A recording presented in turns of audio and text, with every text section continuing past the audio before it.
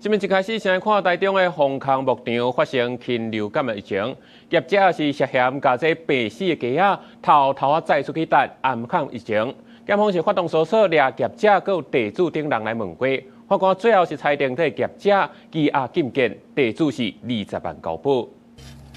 台中市丰康畜牧场1月确诊禽流感疫情，业者所涉嫌暗砍消息，除了无依法通报，也佮涉嫌将大量的死鸡仔抬起来，甚至车去到苗栗后龙等戏杀。台中地检署甲警方2月初2搜索畜牧场甲业者的徛鸡，而且约谈涉案的人员。认定岸关畜牧场负责人云姓被告及苗栗县后荣镇遭掩埋弃置必死鸡只之土地所有人严姓被告，分别涉犯废弃物清理法及刑法诈欺取财等罪嫌重大，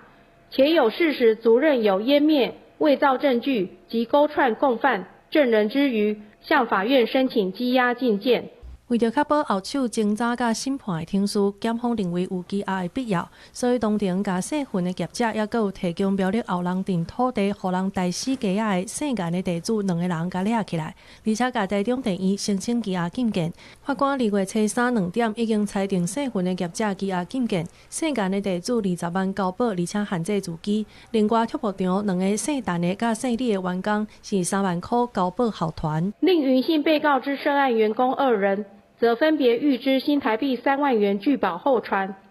非法甲病死的动物乌白蛋，毋但有可能污染着环境，更较有可能变作是疫情的空芳。台中市长罗秀燕初2开禽流感会议的时阵表示，1月29案场的鸡仔已经全部灭掉，2月初1清甲空空，而且鸡卵差不多375公斤也全部销毁，也完成场内外甲附近的消毒。强调疫情并无拖去到其他的鸡条，也是相关的产业。卫生局目前继续追踪可能流入市面的鸡卵，而且要甲回收。公司新闻朱宏天、吴基昌综合报道。